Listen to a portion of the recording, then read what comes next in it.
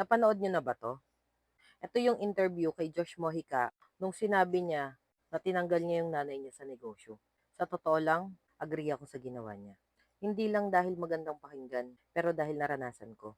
Before nagtatrabaho ako sa company. Bago pa lang yung company, ang hawak ko doon, marketing.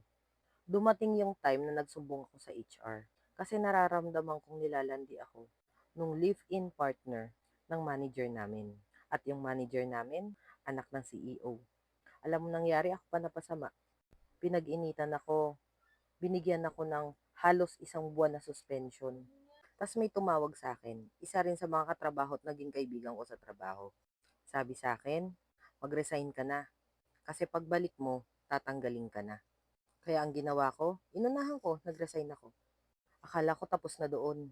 Tapos nung nagtayo na naman kami ng panibagong negosyo, ito na naman. Pinasok na naman kami ng mga kamag-anak. Guess what? Napagtulungan na naman ako. Doon ko na-realize, hindi negosyo ang problema. Negosyo nga yan eh, di ba dapat objective, dapat patas.